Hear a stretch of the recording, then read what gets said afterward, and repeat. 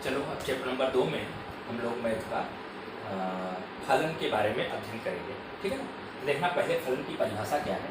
दिया गया है फलन को अंग्रेजी में फंक्शन कहते हैं। समुच्चय ए से समुच्चय बी का संबंध, जो इसके पहले हम लोग जो पढ़े थे 2.2 में संबंध के बारे में अध्ययन किए थे, तो वही चीज़ यहाँ पर कह रहे हैं। समुच्चय ए से समुच्चय बी का संबंध यफ एक फलन कहलाता है। मतलब वो संबंध यफ फलन कहलाता है, लेकिन कंडीशन क्या है, यदि समुच्चय ए के प्रत्येक अवयव का समुच्चय बी में एक और मात्र एक प्रतिबिंब हो।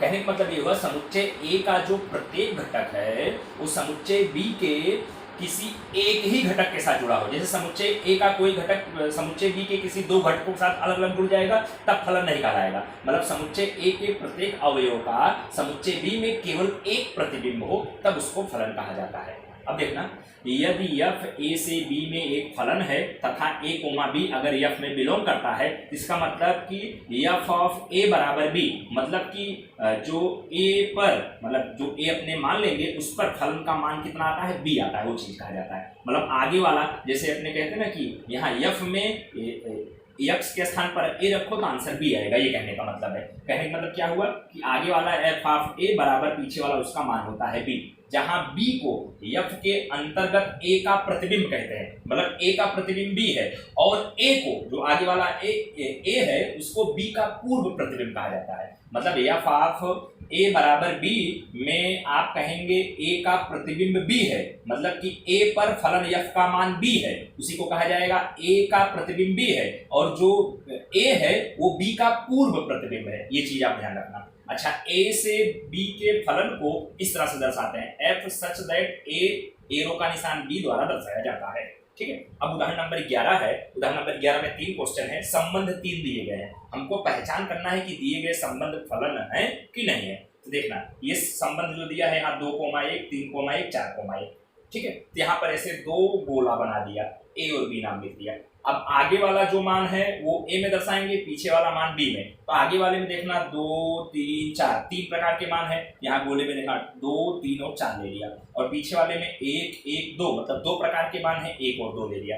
अब देखना, 2 के साथ 1 है तो 2 का प्रतिबिंब 1, फिर 3 के साथ 1 है 3 का प्रतिबिंब 1, 4 के साथ 2 है 4 का प्रतिबिंब 2। अब यहाँ पर देखना जितने घटक हैं ए के हर एक का केवल एक एक प्रतिबिंब है। 2 का प्रतिबिंब 1 है, 3 का प्रतिबिंब 1 है, 4 का प्रतिबिंब 1 है। ऐसा नहीं कि 2 1 के साथ भी जुड़ा है, 2 2 के साथ भी जुड़ा है। अगर 2 2 बार जुड़ा होता या 3 2 बार जुड़ा होता या 4 2 बार जुड़ा होता तब कहा जाता कि इनके 2 2 प्रतिबिंब है। लेकिन यहाँ पर हर एक घटक उधर के किसी भी, भले वहां पर किसी एक से 2-3 बार जुड़ जाए उससे मतलब नहीं है, हमको इधर देखना है। इधर का घटक उधर केवल एक ही बार जुड़ना चाहिए, 2 बार नहीं जुड़ना चाहिए। इसका मतलब यहाँ हर एक घटक के केवल एक प्रतिबिंब है, इसलिए ये संबंध फलन कहलाएगा। इसको लिखेंगे कैसे, इस संबंध में प्रत्येक समुच्चय ए, देख रहे हैं, प्रत्येक समुच्चय ए के प्रत्येक अवयव का एक और मात्र एक ही प्रतिबिंब है। देखो एक एक घटक से जुड़ा है, अतः यह संबंध एक फलन है। और जब फलन हो जाए तो इसका प्रांत लिखना है। तो जो आगे वाला मान होता है इस संबंध में वो प्रांत होता है। कौन है, 2, 3, 4, तो 2, 3, 4 प्रांत, और उसका परिसर कितना होगा, पीछे वाला मान 1, 1, 2 मतलब 1 और 2 इसका परिसर हो गया। तो इस तरह से ये पहला है। अब दूसरा देखना, यहाँ पर दिया गया है संबंध 2, 2, 2, 4, 3, 3, 4, 4। यहाँ पर देखना पहले ए और बी बना लिया। अब यहाँ आगे में 2, 2, 3, 4 मतलब कुल 3 प्रकार के मान है, 2, 3 और 4, तो 2, 3 और 4 लिख लिया। पीछे वाला में भी देखो 2, 4, 3, 4 मतलब कुल 3 प्रकार के मान है, 2, 3, 4, यहाँ 2, 3, 4 लिख दिया। अब देखना 2 के साथ 2 जुड़ा है, फिर 2 के साथ 4 भी जुड़ा है। देखना 2 के साथ 2, फिर 2 के साथ 4, फिर 3 के साथ 3 जुड़ा है, फिर 4 के साथ 4 जुड़ा है। यहाँ पर देखना जो घटक 2 है इसके 2 प्रतिबिंब मिल रहे हैं, मतलब 2 2 के साथ भी जुड़ा है, 2 4 के साथ भी जुड़ा है। यहाँ 2 प्रतिबिंब होने की वजह से यह संबंध फलन नहीं होगा। देखो यह लिखा है समुच्चय ए में घटक 2 के 2 प्रतिबिंब 2 और 4 हैं, अतः यह संबंध फलन नहीं होगा, क्योंकि यहाँ पर 2 घटक अपने को प्राप्त हो गए। खाली एक ही प्रतिबिंब होना चाहिए फलन की परिभाषा से, इसलिए दूसरा फलन नहीं है। अब तीसरे में देखना दिया गया है 1, 2, 2, 3, 3, 4, 4, 5, 5, 6, 6, 7। यहाँ पर देखना ए और बी बना लिया। अब यहाँ पर देखना जो ए में क्या क्या लिखेंगे, 1, 2, 3, 4, 5, 6, 6 संख्या है, 1, 2, 3, 4, 5, 6। और बी में क्या लिखेंगे, 2, 3, 4, 5, 6, 7 पीछे वाला मान, तो 2, 3, 4, 5, 6, 7 लिख दिया। अब देखना 1 के साथ 2, 2 के साथ 3, 3 के साथ 4, 4 के साथ 5, 5 के साथ 6 और 6 के साथ 7, इस तरह से।